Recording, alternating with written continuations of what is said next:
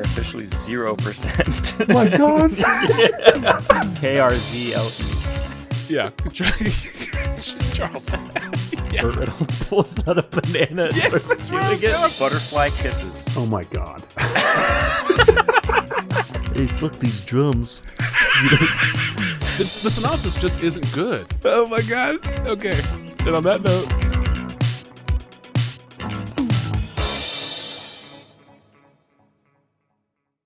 Welcome, one and all, to a brand new episode of What Was That? Called Again. My name is Thomas. My name is Will. I'm sorry. I do like the idea of being like, what was that? Called again. Yeah, I'm glad you appreciated it.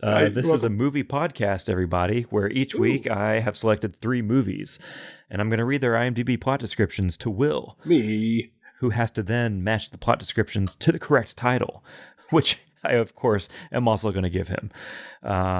We just had an hour plus of talking about all kinds of different TV shows, most of which I haven't seen. This is a movie podcast, so not a TV show podcast. Yeah, we have yet to do any episodic stuff on this. I've thought about it before, but then I was like, this is a movie podcast. Although it could be, we could do TV shows. It's just, what was that called again? It's not what was that movie again. I'm not holding you to anything. That's true. That's true. Okay, something to think about. Opens up a new horizon. How about we go into a drink check? What are you drinking over there, Will? So I've got the the official drink of the show going on over here because I'm still plugging on my first cartridge, as we say in the circle. My first cartridge of CO2. Oh yeah. So I'm just plugging away with the carbonated tap water. But I also I got a little frisky an hour ago, and now the current me, an hour removed from frisky me, is regretting frisky me. But I also have a mix of Fireball and pickle juice. Oh my God. And you're only supposed to do a shot of this, but I've got definitely like a glass of this. So that looks not great. It looks like urine. It just looks like straight urine. Kind of does, yeah. So that's what I'm going to be sipping on throughout. And and it's actually not even pure pickle juice. It's like Italian hot vegetable juice. Oh, even better. Because I really didn't have any like really good dill pickle juice to go on. So yeah. So we're gonna like I said, an hour ago, this sounded like a great idea. And now it's just like, I don't know. So here, just for the drink check, I'll go ahead and take a sip of this and see what it's like. Let us know what this is like. It's not okay. It's not pungent. There we go. His review is in. It's not okay. It's not okay. Oh, those are two different. Okay. Yeah, but the ellipses in there is part of it. It's not okay. So yeah, it's not pungent. It's not too much of either one, if that makes sense. So it's equal parts of the pickled juice and the Fireball. Yeah, and there's definitely like the sweet Fireball there in the back, and then like the dilly briny part up front. But they both kind of mellow each other out. So it's not horrible. It's not great by any means, but it's not horrible. Yeah, I definitely don't think I would be going for it, but I'm sure you could probably sell it at a bar and people would drink it. I used to work at a place where we used to do this. Yeah. And I never had the chance to do it, so I didn't. Yeah. Until now. This is my first one. You should have just like took a Sharpie and write it onto the menu and charge $2 and then just pocket the money. Well, see, usually what the case is for those in the know is that usually the pickle juice is actually a chaser. Mm-hmm. So it's a shot of one and then a shot of the other, and that's how it's usually done. But someone online, this is 2 or 3 years ago now. How all great ideas start. Exactly. Decided to mix it and see what that was like in the same glass, and oddly enough, it's pretty much the same as just taking it separately. So, thank you, Internet. Yeah, you followed through once again. Yeah. So what are you drinking? I'm having a Pinot Noir over here. Okay. Bottle of wine. So Sorry, I like the dichotomy of pickle juice fireball guy over here and then Pinot Noir guy over there. it's not too fancy. This is a like $10 bottle Well, that still, I got. but I've set the bar so low that you're fine That's true. dining over here. Oh yeah, fine dining. Yeah, this is. It's okay, I guess. I've never had this before. the official review of what was that called again is it's okay. Yeah, that is my review. It is called Angels Inc. Oh. It's it's kind of fruity, kind of dry. It's all right. From a biblically accurate pen. Yeah, I think so. Okay, That's Angels why Inc. Yeah, it has the bottle has this kind of cool design of these like golden like wings that are on it. Okay, yeah. It's kind of nice looking. It's got a screw cap. That's how you know it's a high class bottle. No, it's good. Yeah, it's about as good as I expected, to be honest. It's not bad. I mean, if I was like wanting wine and I had $10 in my pocket and desire in my heart, I'd probably spring for this bottle again. Sure. That's the marketing ad for Angels Inc. is if I had $10 and desire in my heart, Angels then Inc. This is the bottle I'll go with, I guess. Probably. Yeah. All right. So we're both having our own libations and getting toasty. Absolutely. And I'm ready. You know what else is toasty, Will? The 3 movies that I got picked for you. I'll answer it for you before you get a chance to guess. I was going to take a while, so thank you. Yeah. We are going to be kicking off our journey this week. Toast theme. In your second favorite year of all time. That is 1981. Okay. Thank you for reminding me that was my second favorite year. You're on record saying 1981 was your second favorite year. Okay, yes. Sounds right. I'll believe you, yes. All right. Insert archival footage here of me saying that. There we go. All right. Thank you. I guess I did say it. So 1981 for this first title. Your synopsis, as it's written on IMDb, reads as follows. A wife starts to suspect her husband's infidelity after the arrival of their new young housekeeper, who carries a mysterious wooden doll with herself. Ugh. Okay. 1981, a wife starts to suspect her husband of infidelity after their newly hired young housekeeper arrives. I think it's what you said. Yeah. And she's carrying a wooden doll with herself. Yes, a mysterious wooden doll. Well, I think the fact that she's a housekeeper and she has a wooden doll is already objectively mysterious. There's no need to be redundant with calling it mysterious. Debatable. It's like, do you need that to clean with? No, I just carry it around. Okay, well, you're doing a good job, so I guess I won't tell you to change it. Place is looking spotless, so sure, keep it up. Okay, that doesn't sound familiar. It did kind of start to feel familiar, just because I think the whole story of infidelity with the housekeeper, yada yada yada, and the housekeeper is like a strange thing, or has a strange thing, or is like a witch or a ghost or whatever.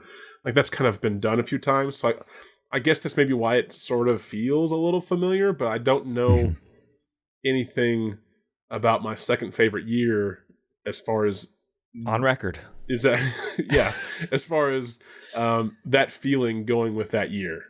So I can't confirm that like what I am feeling would have anything to do with 1981. So I'm just going to leave it at that. I don't think I've ever seen this movie. Okay. That's possible.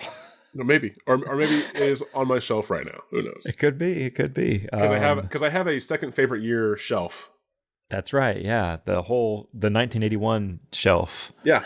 That's right. It's the only shelf I have. There's one movie on it. And it's about it's actually about a housekeeper who has a wooden doll. What the hell? Yeah. It's called Doll Girl.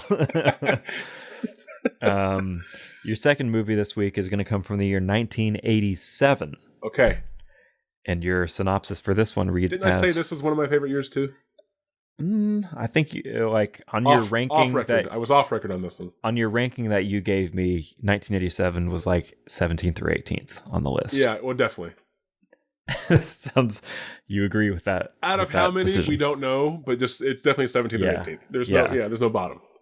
Yeah, 1987, and the synopsis for this one reads as follows: A cop and an FBI agent race for answers after law-abiding people suddenly become violent criminals. Ooh. Well, I mean, isn't that how all criminals become How criminals? all criminals? Yep. Presumably, they were law-abiding at one point. They weren't born breaking the law. They were just immediately going into crime. Straight out of the womb, they just stabbed the doctor. Yeah, I think that's just how all criminals happen. I think so. Basically, what you described is a cop and an FBI agent do their job. Well, hold on a second. Not all law-abiding people suddenly become violent criminals, though. No, but it didn't. Well, yeah, no, I think they do. I think all violent criminals were also one-time law-abiding. It doesn't say that they. It doesn't say that they went from law-abiding to misdemeanor to maybe felony to violent felony. Maybe this movie takes place in a world in which no violent crimes happen anymore. Okay, now I'm back in. So 1987, a cop and an FBI agent race. So they're competing against each other for answers. They're racing for answers to the mystery of citizens suddenly becoming violent criminals. Yeah, law-abiding people suddenly becoming violent criminals. People. Okay. And there's a race. There's a race to find the answer to this, and both federal level and local city level are on this race. The race is just like, at one point, one of them is going to turn into a violent criminal. Oh shit! And they have to figure it out before that happens. Oh god, that'd be kind of cool, actually. Like if you knew, like almost like a Minority Report sort of situation, where like you know that you're going to become a criminal unless you can solve the mystery or the case behind why everyone else is suddenly becoming criminals. I kind of like that. Yeah, we might have a classic. Our idea for this movie is better than the actual movie, but we don't know. We don't know yet. Okay, yeah, that doesn't sound or feel familiar at all. I mean, there's like a little bit of the. I was trying to think of that. Oh God, help me! Is it Korean or is it? I'm just digging myself a hole here. It's an Asian film. Yeah, that came out recently about a virus that turns people into hedonistic zombies. The Sadness, yeah. It kind of had like a little bit of that feel towards the end there, where it's like the suddenly becoming violent criminal part about that. Not to say that anything else about this screamed, horror or sci-fi or anything like that. Yeah. But that's the only thing that kind of came to mind in that moment. And there being a race, there being some kind of like urgency behind figuring this out before it gets worse or whatever. Okay, 1987. Yeah, I don't know anything about 1987. I don't think anyone knows anything about 1987. Yeah, I don't. I think it even exists, really. Okay, final film, please. Yeah, your final film is going to be from the year 1996. Okay, all right. Yep. Sleepless in Seattle? No. I was trying to think of a movie. I don't have one off the top of my head. 1996? 96? Yeah. You've Got Mail? Maybe? You've Got Mail. Which we don't. If you want to give us mail, you can email us wwtcapod@protonmail.com. Send us an email. Let us know that you're listening, if you in fact are. We don't hear from anybody ever. I did receive a correspondence in which I have been communicating with back and forth. Oh. I think I told correspondence. you. Oh, yes. Yeah, you did. I think things are still going there. The thing still functions, at least, is what you're saying. Yeah, we at least are able to receive emails still. Okay, so Sleepless in Seattle was 1993. You've Got Mail was 1998. So I don't know anything about 1996 either. Toy Story 1? The first Toy Story 96, film? 95 or 96. Yeah, Okay. you might be. I'll call that a home run. I Give me think, the 1996 film. English Patient, maybe? 96? I have no idea. Sure, we'll say yes. So your synopsis for this film, which may or may not have been named already, reads as follows. Andy, a young boy with a box of toys. A cowboy and an astronaut team up to fight off a weird child next door. The synopsis for this one is actually like this.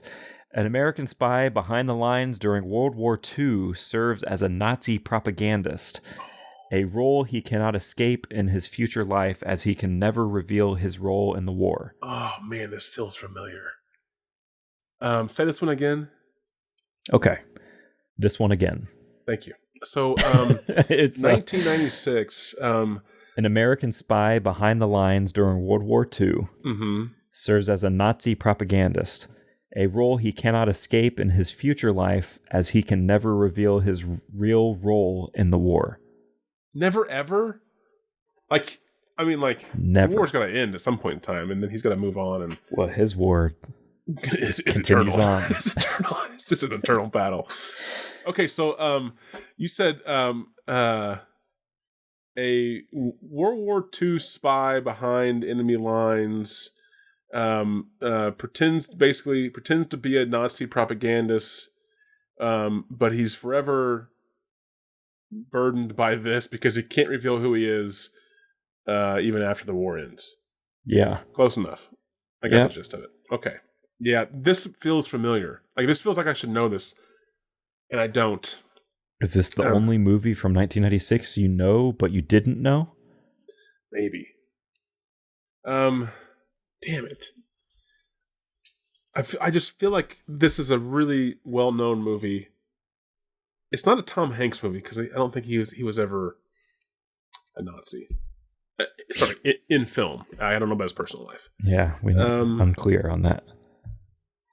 But it has that feel, like those movies that came out like mid-90s. When was Saving Private Ryan? And this 98. Is not Saving Private Ryan. But yeah, so similar era, like the same kind of. There were a lot of films about World War II and like secret missions. I feel like in the mid to late 90s. But that doesn't help me on this one. But it does feel familiar, and it sounded familiar as well. So that rarely happens. It rang lots of bells, but I don't think I know it. And I don't even know if I'm going to know it by the title, but man, I hope so. Okay, so the first film you gave me was from 1981, second favorite year, second best favorite year ever. Yep.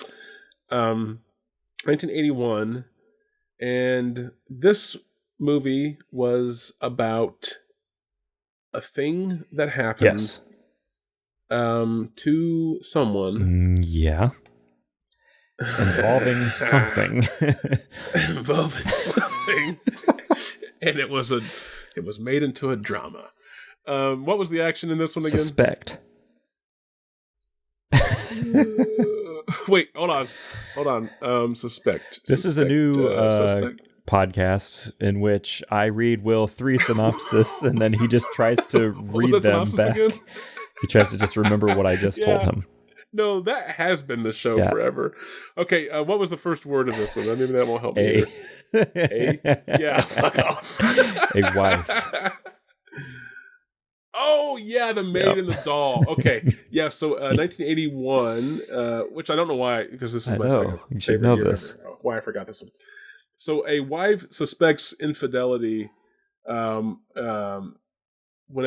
her and her husband hire a new housemaid who carries with her a wooden doll, a mysterious wooden doll. Correct. Not that the mysterious wooden doll has anything to do with the wife suspecting of infidelity, as I just made it sound. Like she thinks that he's banging the wooden doll.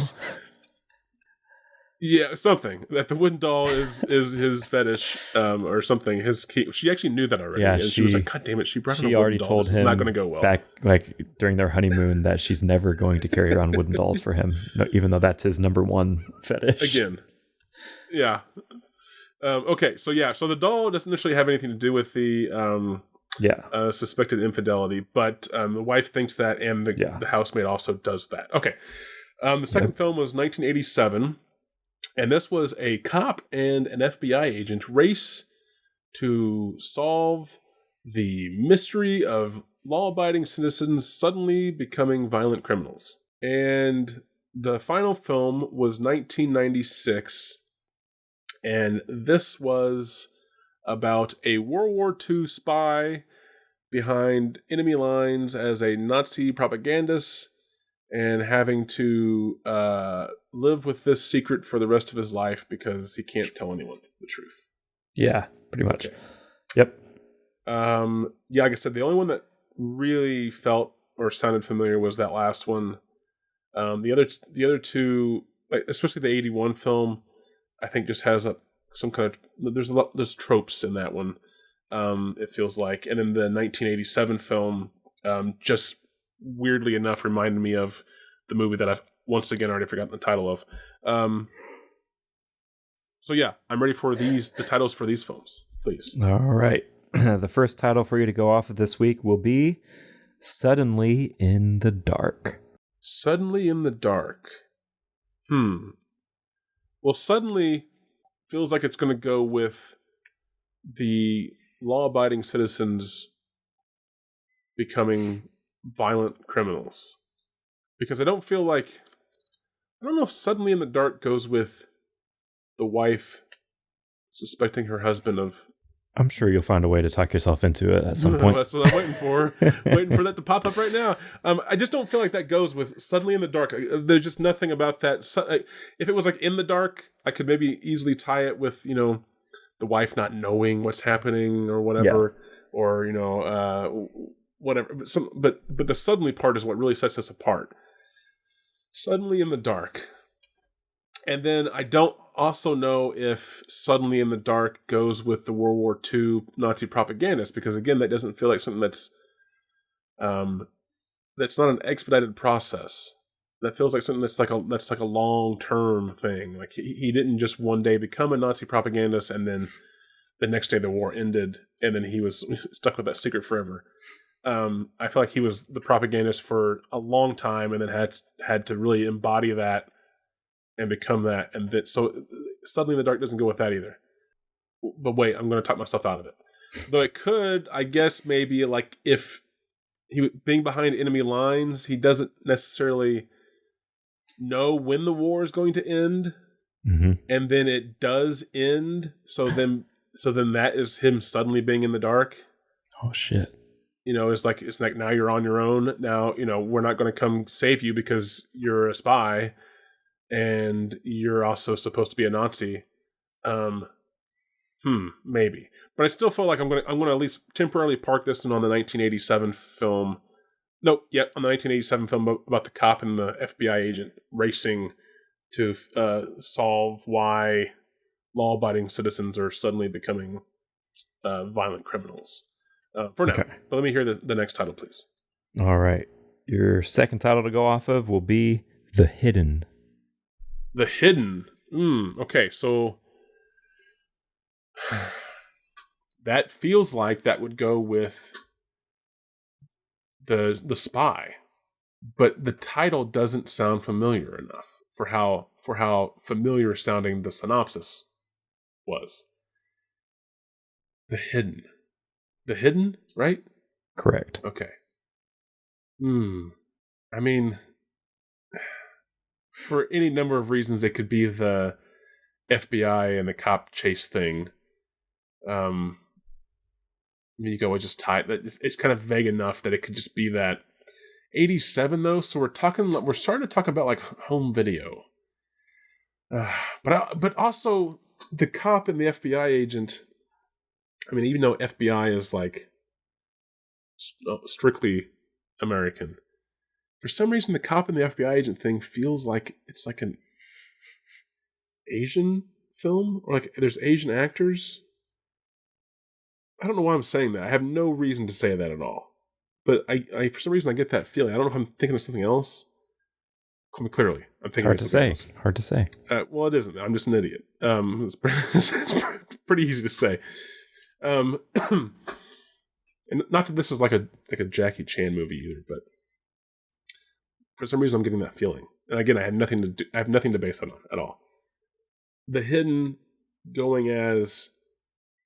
could be like, the truth about the husband and his relation or alleged relations with the housemaid could be hidden.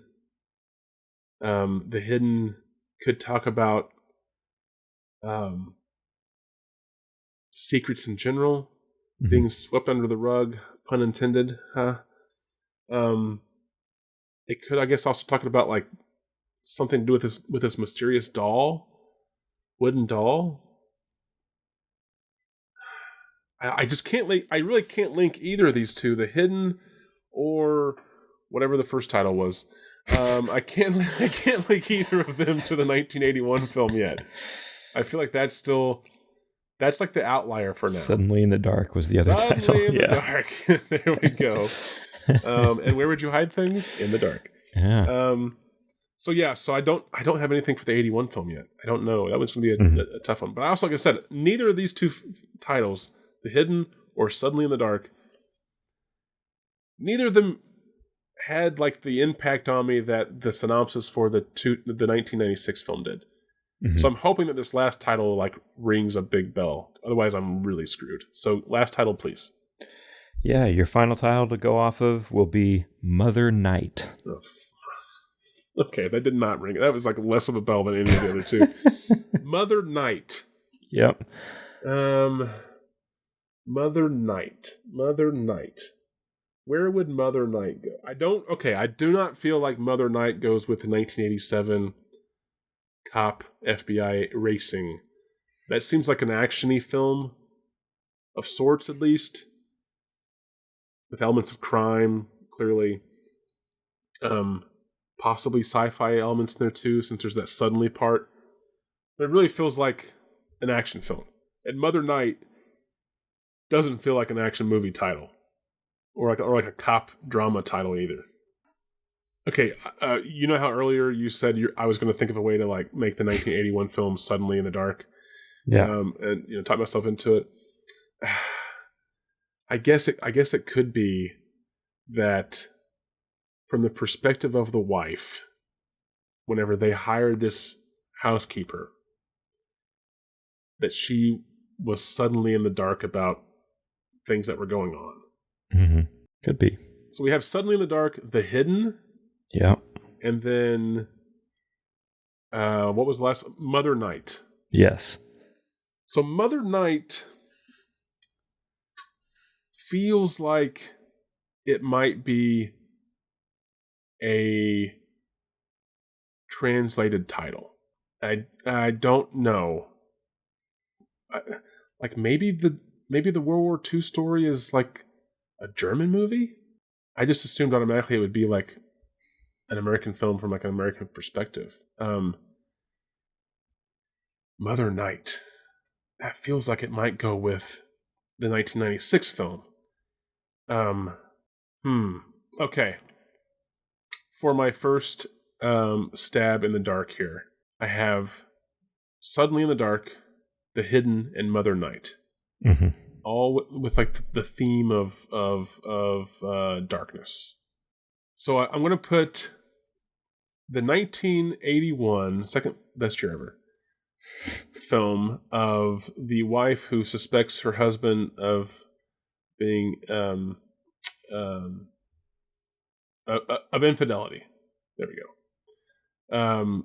After hiring a housemaid who carries with her a wooden doll, I'm going to call that one Suddenly in the Dark because I'm going to just talk myself into against what I said earlier, that is from like the wife's perspective, that as soon as this doll and this younger, maybe more attractive housemaid comes into the house, she feels like she's suddenly in the dark. She's no longer queen of her domain. So that's what that was going to go for. Suddenly in the Dark. The 1987 film about the cop and FBI agent racing to solve the mystery of law-abiding citizens suddenly becoming violent criminals. I'm going to call that one The Hidden. And I really don't know why.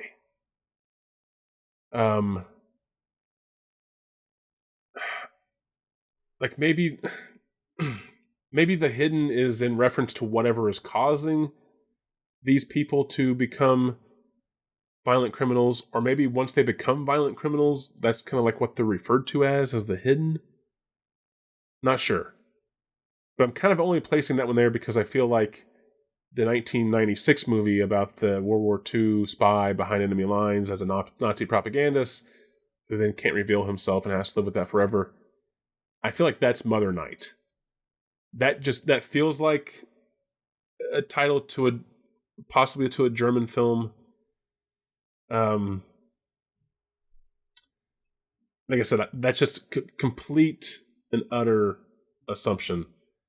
But it has that feel to it, but it still doesn't ring a bell. For some reason, that synopsis really, I felt like I was going to know that movie. Mm-hmm. And now, if none of these titles I've ever heard of, I don't think, and especially Mother Night does not ring a bell at all. So, but I'm going to go ahead and say that. So that's my pick for at least my first attempt. Sounds like a confident man. Yeah. Okay. Confidence lacking. Rationale lacking. Not there.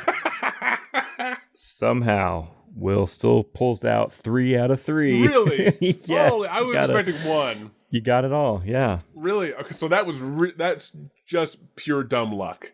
Yep. I mean, it's bound to happen every once in a while. Really is.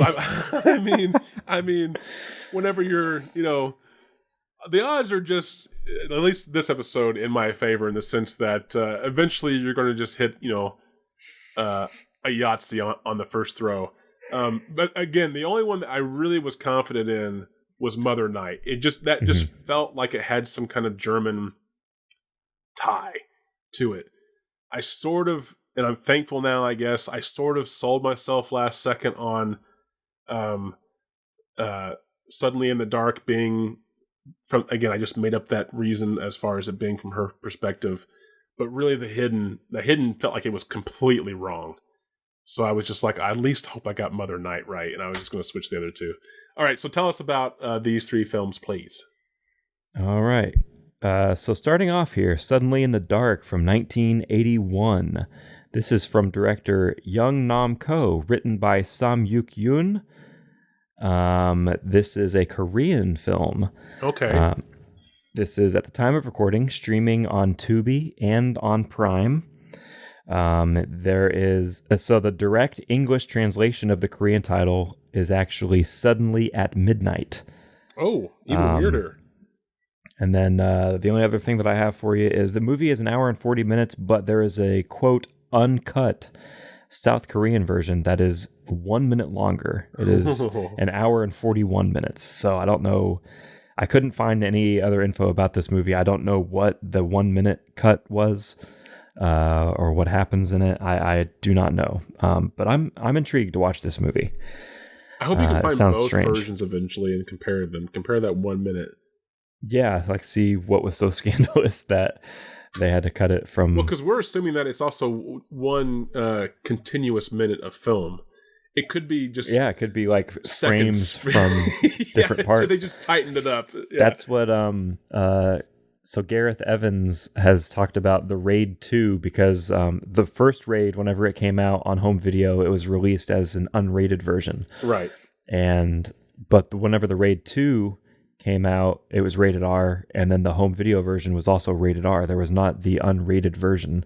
Oh. And there was a lot of fans that were asking him, like, are you going to release the unrated version also and stuff like that? And he would explain there wouldn't really be any point because there's literally like maybe 3 seconds that were cut total. Yeah. And it was just frames from like parts of the movie. Mm-hmm. There was like they got MPAA notes that like it would linger on a shot for like Right. just a little bit too long on like Literally a a violent second, image, yeah. and then they would just have to cut it down. Yeah.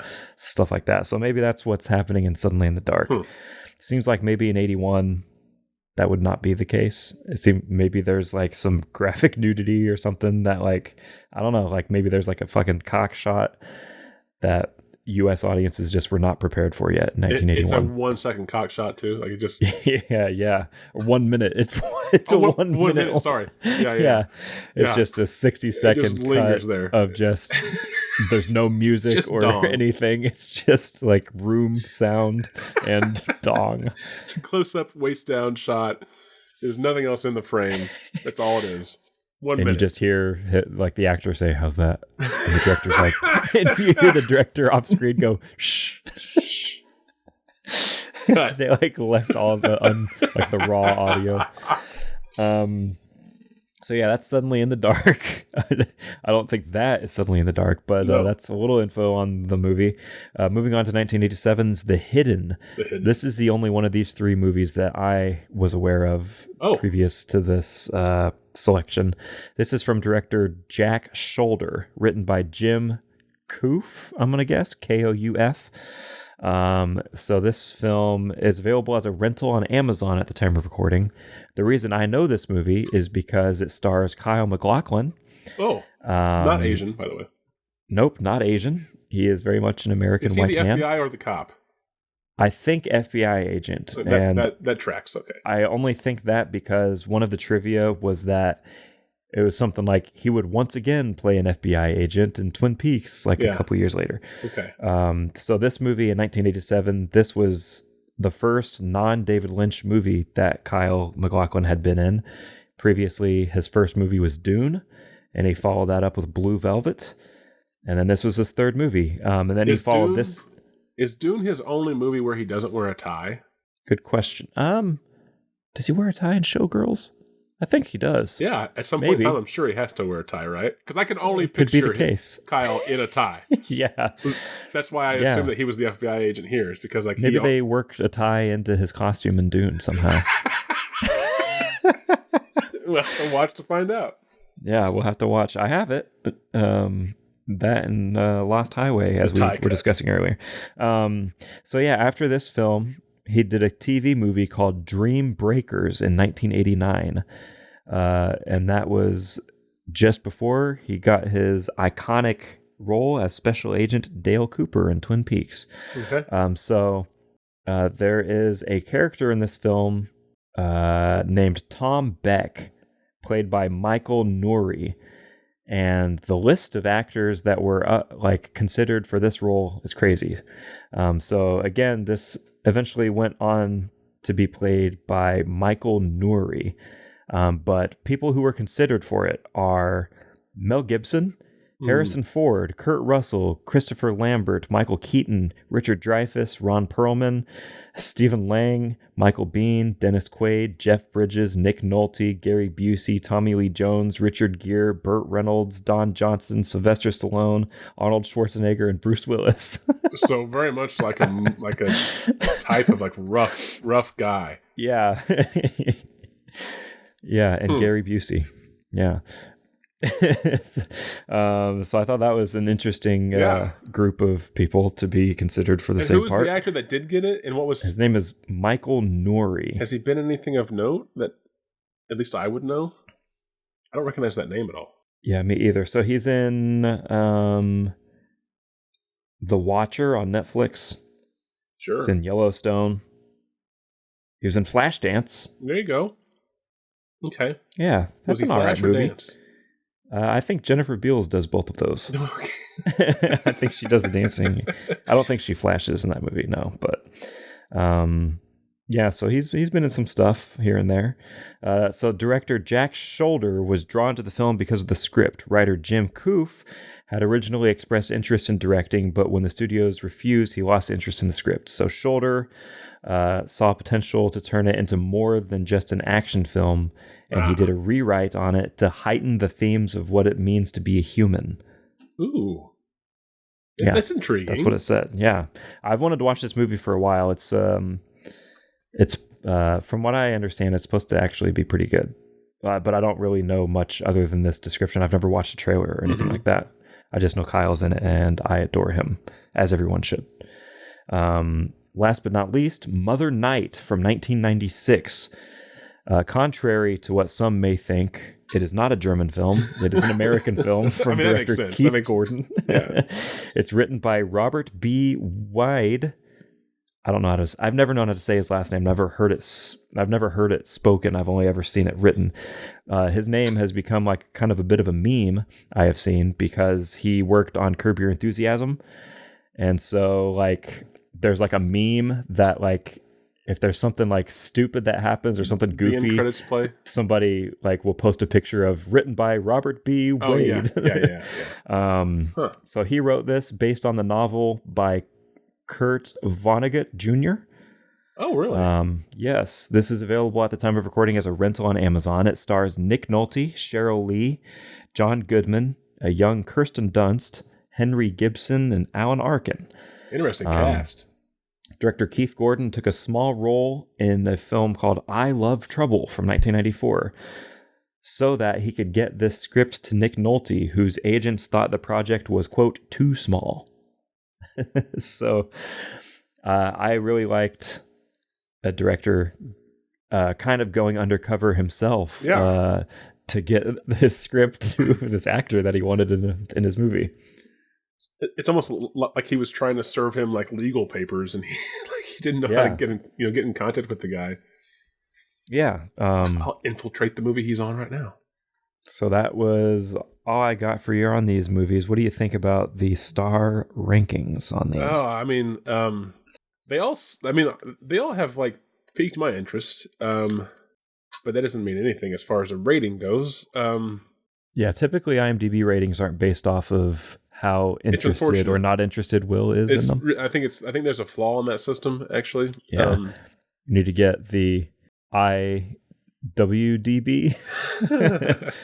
Well, I think if you were to aggregate my pre-watch interest rating against my post-watch review, if you were to average out those two, I think you would get an accurate assessment of most movies. Okay, so my range first, I'm going to say that I feel like these are all fairly close together. I'm going to say like mid 5 to high 5. Mid 5 to like low 6. Oh, okay. So at the very least 5.5. So I'm being pretty generous with all three of these. Yeah. I don't feel like many people have seen the first film. Suddenly in the Dark. Suddenly in the Dark. Thank you. I almost said In the Shadows. Suddenly in the Dark. Or Suddenly at Midnight, or whatever it was called in Korea. Yeah. And then I feel like the 1987 film, people might only be watching that as like a Kyle MacLachlan sort of like retrospect, or like, filmography sort of thing, right? And then you said Nick Nolte was in the 1996 movie? Right. And John Goodman. Yeah. It's also a World War II film. Mm-hmm. And it's based on a novel by a somewhat notable author. I'm torn between Mother Night and The Hidden. I feel like those are really close, and I'm not going to be totally upset if one of them is the other. Like if one of them is, if either of these are wrong, how I put them. Mm-hmm. But I feel like these are close together. So I'm going to go ahead and put Mother Night at number 1. Again, I feel like it's a World War II movie, which that's like a fairly safe place for films to be. You have to be pretty bad to get a lower rating than most on IMDb. At least that's my perception. And you don't have to be overly great to get a decent review either. So I'll say Mother Night, number 1. The Hidden, I'll say number 2. It does sound a little weird. And there was the whole thing about like the writer was supposed to direct it and he didn't, and then the director ended up the actual director ended up adding stuff, or at least changing stuff. But those changes sounded interesting. Like, it sounded intriguing, like I said, because I think you said something about like the intention was to something about like describing what it's like to be human. Yeah, to heighten the themes of what it means to be human. Yeah. So that sounds kind of cool. So that's why I'm putting that one second. And then that leaves Suddenly in the Dark or Suddenly at Midnight is third. And again, I don't feel like I'm usually on this show, it's pretty easy to put a movie in third because it feels like it's the worst. But in this case, these all feel really pretty good. So I'm really only putting Suddenly in the Dark in last place because it maybe seems a little strange compared to the other two. Like I said, I also feel like maybe it has like fewer ratings in general. Now, sometimes though that can actually help a movie because it's more accurate. There's not like a downward curve. But I'll go ahead and say that that's third. So Suddenly in the Dark is third. All right. Well, you're on a roll tonight, Will. You got the order correct. I'm like butter. Suddenly in the Dark, with the lowest rating based on 583 ratings. So it feels like it's a low number.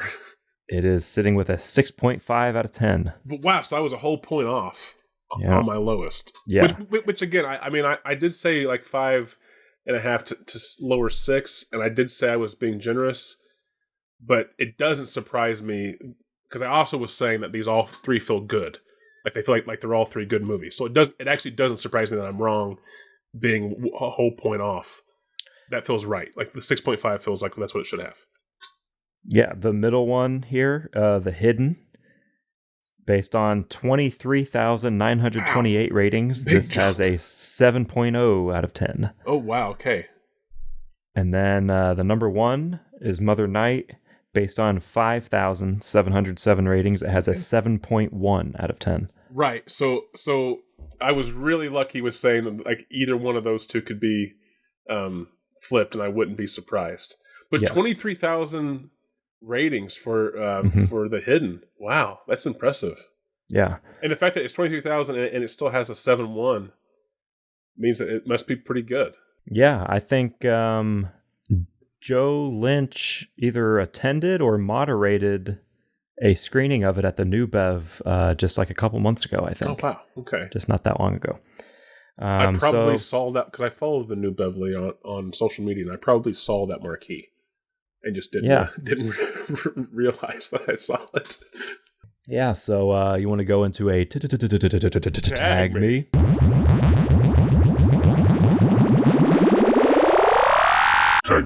This is where I go to the plot details section on the IMDb pages for these movies and read the seemingly random words or phrases that may or may not in some way correlate to the movie.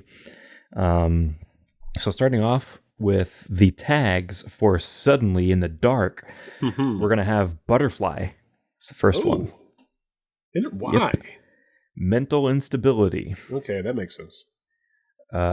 We have female frontal nudity. Okay. Kaleidoscopic camera effect. Ooh, always fun. Yeah. We have wife. Okay, yep. We have doll. Nope. Paranoia. Oh, yeah. Superstition. Ooh, superstition. No mention of male peen, so I guess that was there was the 1 no minute that was cut out. Male nudity tag. No, there was a female topless one that I skipped over, but yeah.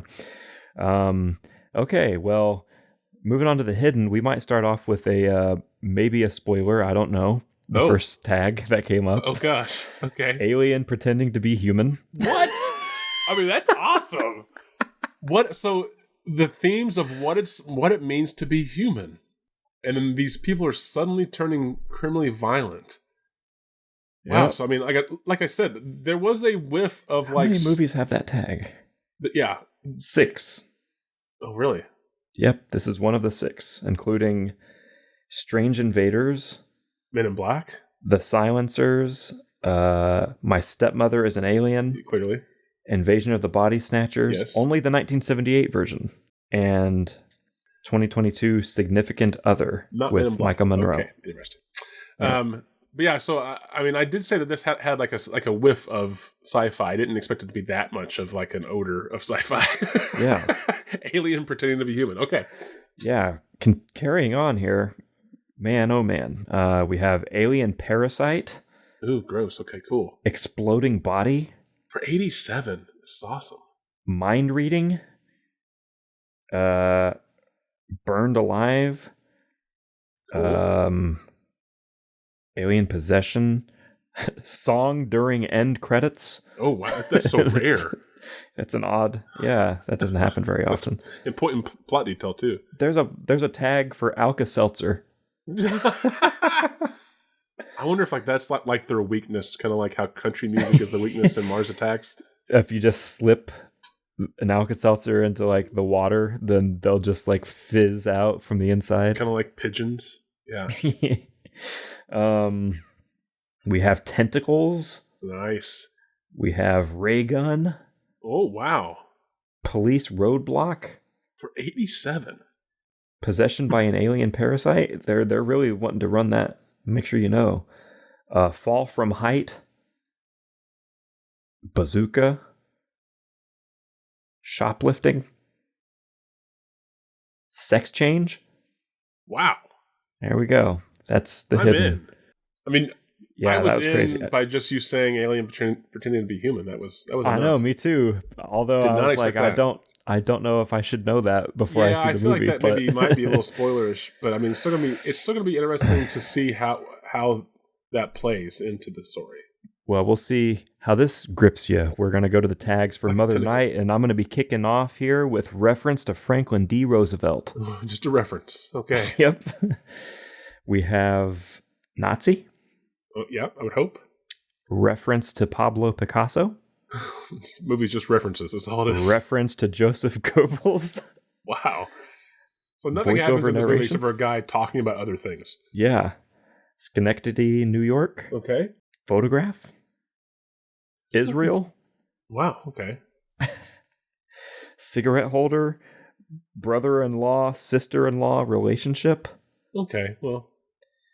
Actress playing multiple roles. Ooh. The Star Spangled Banner. Death of Mother. Death of Father. Death of Night. Okay. There you go. It seems like a heavy movie. Yeah, seems like it's probably not super fun to watch, And I'm sure. But you said a young Kirsten Dunst is in this? yeah, she is in it as young Resi Noth, who Resi Noth is played by Cheryl Lee. Oh, so she's another like another Twin Peaks tie-in here. Yeah. Okay. She plays Helga and Resi Noth. So Cheryl Lee with two different roles. So she's the one that has with multiple roles. Okay. Yeah. Which good for her. I think she is/was a very underappreciated actor. Seeing her in Twin Peaks Fire Walk with Me, it is insane to me that she did not have an amazing career after that. Right. So those are those movies, and I do, in fact, have a Quote time. This is where I read a quote from the quote section on IMDb pages from one of these movies, and then Will gives me a character to perform the quote in, and then he tries to guess what movie the quote came from. We are still rocking one line from one character from one of these films. One line from one character. Yeah. I'm going to try to discern some information by putting you as one of the characters from one of these films. But which one do I want you to be? Which one indeed? Okay, I think I want you to play a frazzled but serious FBI agent who understands he just saw an alien. Oh, okay. Yeah. So you're frazzled, but you're still serious about this. You're to the point that you did just see an alien. Yeah. Okay. And here is your quote. Yo, hippie, what kind of dude are you? I mean, hippie, alien. I think I nailed it. Yo, hippie, what kind of dude are you? Yes. What the fuck? Okay, so clearly this is not Mother Night. I don't think we had hippies yet in World War II, especially not Nazi Germany. So I think that one's out. Man, I mean, I don't think hippie is going to either. Also, I don't think it's going to be like a Korean term either. And really, that movie feels like it's all taking place with just like very few actors, small scenes. There are 4 people in that movie. Yeah, exactly. Yeah, so it's like it's just in that house.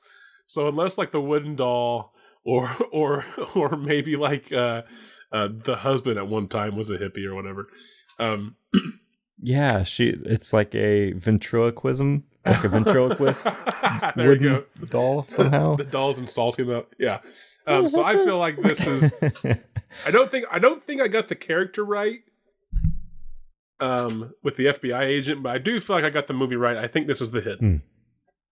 Okay, you are correct. It is delivered by a character credited just as prisoner.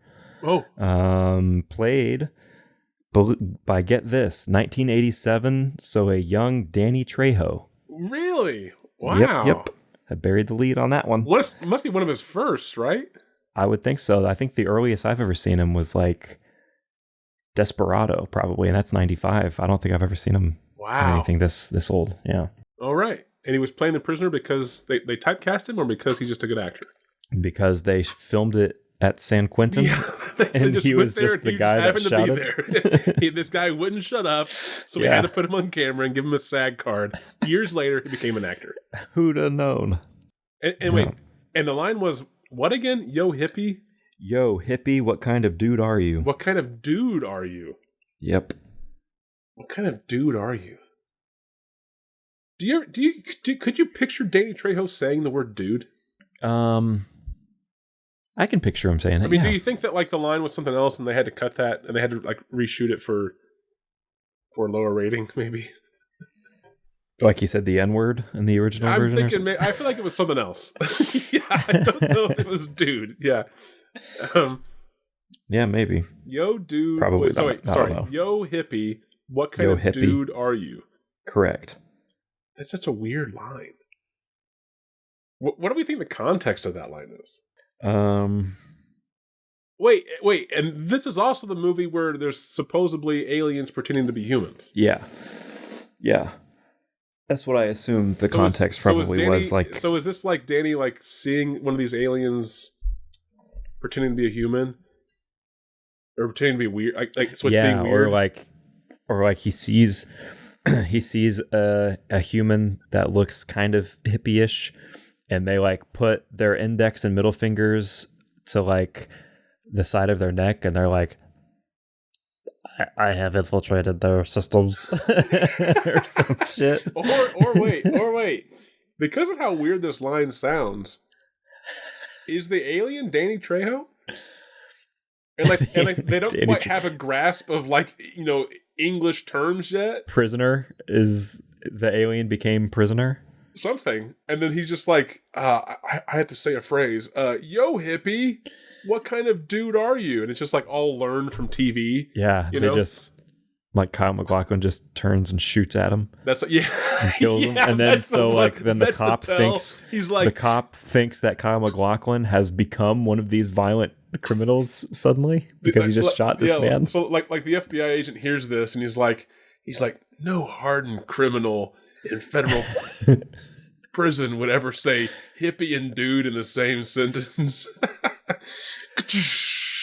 I'm about to blow you away, motherfucker. And then green tentacles fly out, and then the cop's like, holy shit, what was that? Yeah. I like that. And like the goop lands in like a fellow like cellmate's mouth. Is that how then the alien like gets into his body. Yeah. So it's kind of the thing, like communicable that way. I do like that. Okay, so how do we? Let's go ahead and try to predict this, because I feel like one of us is gonna, if not both, are gonna watch this movie eventually. It's been one I've wanted to watch for a while. So where do we think is this a line that happens early on? No. Climax. I think we're in the second act. Okay. climax of the movie is just, yo, hippie. What kind of dude are you? It's all been building up to that. Okay, so somewhere in the second act, so what led to this? Because clearly it's like not even like a named character. We're just in a prison. It's prisoner, yeah. Yeah. I do like where you at least went like for fun about like maybe this being where maybe this is like early in the second act where this is like where we start to see how this alien or creature or plague or whatever it is, parasite thing, this is where we learn like how it moves from person to person or how it infects people. Oh yeah, like maybe in the beginning of it they arrest this person who like committed a violent act or whatever, right? Like suddenly they arrest that person, and then it's like a day later or 2 days later, like sometime shortly after that there is another crime that is committed, but because this person has like a weapon or something, they end up shooting and killing this person. But in killing that person, it revealed this alien parasite that was controlling the person. Right. And so this FBI agent and the cop, they obviously are kind of taken aback. Yeah. And they end up going back to the prison, which they put the other person who they arrested, like, what if he also has, like, what if that's also what happened to this guy? Why is this happening? And they go back there. And like they do some kind of test, kind of like eventually the thing again. They kind of realize that they kind of discover that this parasite thing has already like started to take over like this entire wing of the prison. Like it has already like gotten out into all these other places. Yeah. And so then there's like Danny Trejo is one of them, who is what if Danny Trejo is like another inmate that is not taken over yet? He's the one. And so he says that to like another inmate. Yeah. And then this other inmate like fucks him up. Well, I mean, that's kind of what I feel like the line is. And I feel like the line is somebody is acting weird or strange. And Danny Trejo's prisoner character is kind of calling that out in his own way. What kind of dude are you? Yeah. Well, that was good. It was like the recording. Oh, wow. I'm glad you think so. Okay, but let's pause where we're at right now, though, because we're kind of starting in the middle of the film. How do our cop and FBI agent come together in the first place? All right, so the cop is chilling, eating donuts. Okay. In his driver's seat. Yep. Car zooms by really fast. Okay. Crashes. He flips on the red and blue. Whew! Yep. Spins around, chases him down. The crumbs first off of his.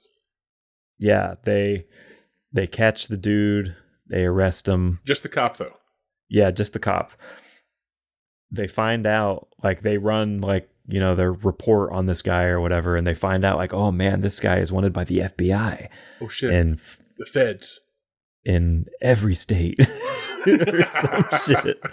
And so they end up contacting the FBI, and then that's when we get Special Agent Dale Cooper, except it's not Dale Cooper. It's it just looks like him. So he gets assigned to the case. Yeah, and then so he shows up into town, and yeah, he's just like, what kind of crime happened? Like, well, he was speeding. He was just speeding. But I mean, you should know what kind of crimes he was doing because he was wanted by you. Yeah. Do your job. Yeah, he has murdered like 4 other people. Okay, so is he? Was this person? Let's say that they're wanted by the FBI already. Were they already, as we're assuming, infected by this alien creature, or does that come later? Yeah, he already is, but we just don't know that until later. Okay, so is this like patient zero sort of thing? Where like this is the first person that's infected, and then something happens, and all of a sudden it starts to spread? I just think that it's the first one that obviously is the first one that we learn about. I think he, like later on, we realized that this is like a much wider spread thing than we initially thought. Okay, so it's like some kind of crime wave. Like happens. Maybe they think that they're able to contain it at first, but then they start to. There's like reports from like, oh, and like like in Switzerland, there's similar things that are starting to happen and shit like that. Okay. And it ends with Kyle MacLachlan like hunkering down and like putting his gun underneath his chin and like cuts to black. So it's like the theme is like what does it mean to be human? It's sort of like the ending of The Thing again, but taken to an extreme where like Kyle's character, like he's like, I don't know if I'm one of them. Oh or yeah, if he's I'm one like of having me. the internal with himself conflict instead of like the two guys. Yeah. So he's like, he puts the gun because he's like, if I am an alien, would I kill myself? The only person I can't trust is myself. So like, so if he's kind of saying, if I am an alien, would I put a gun, to my head and pull the trigger? Or if I am an alien, would I want myself to believe that I'm not? So I'm going to put my gun to my head and then not pull the trigger. I don't know. Yeah, and then like he can't get himself to pull the trigger. He like chickens out.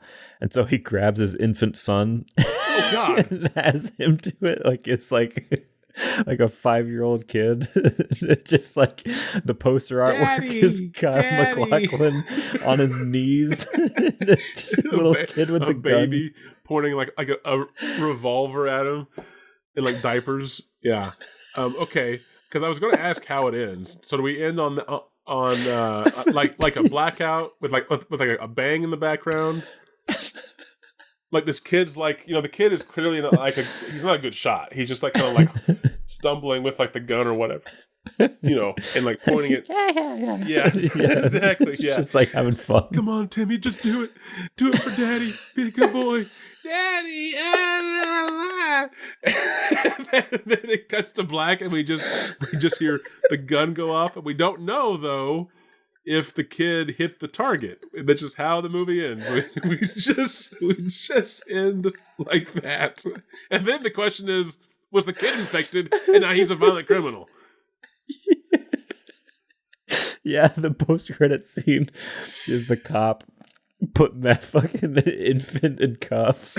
Like in the back seat of the cop car. And then like a tentacle comes out of the kid's arm or whatever, and I told him not to trust you, you fucking bastard. He tosses him in the back of the car.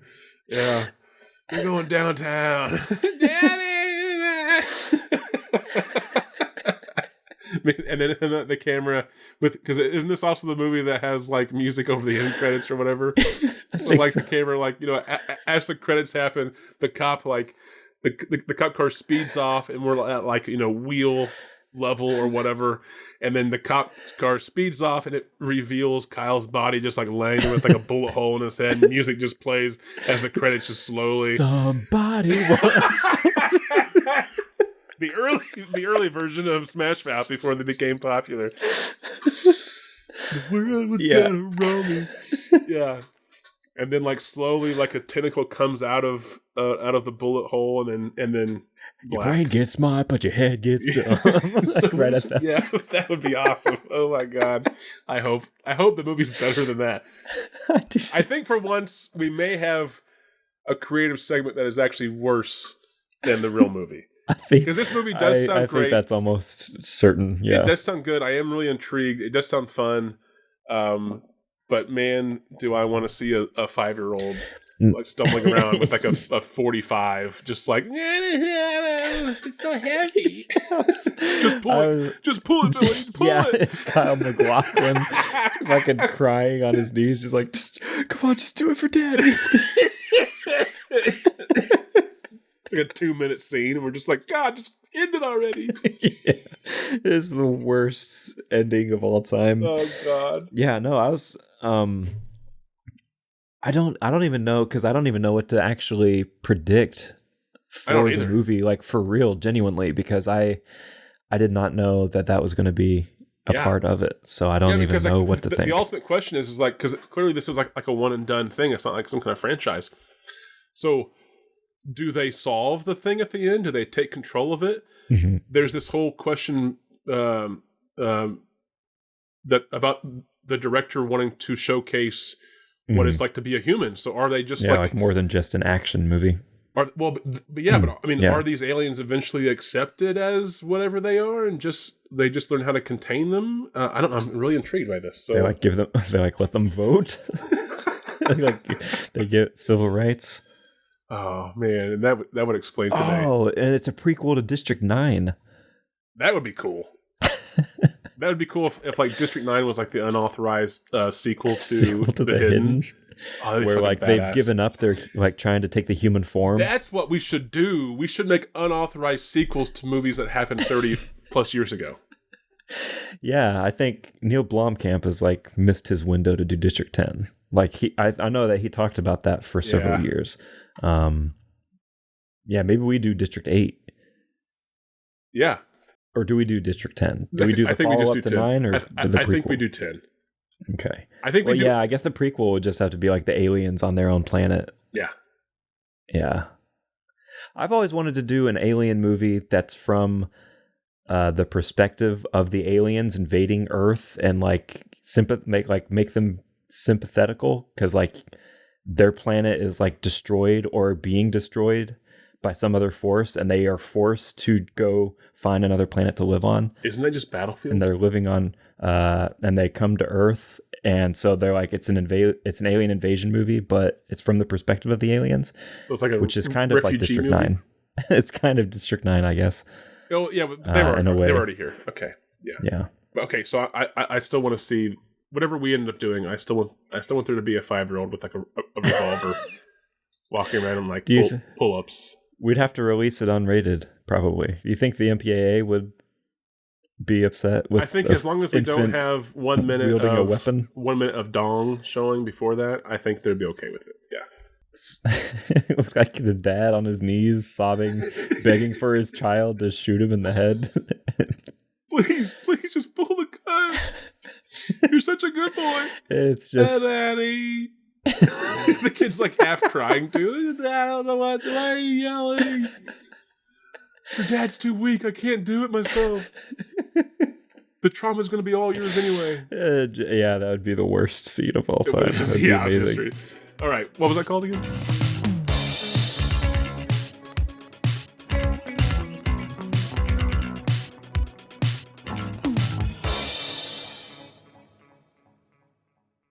Hey now, you're an all-star. Get the game on.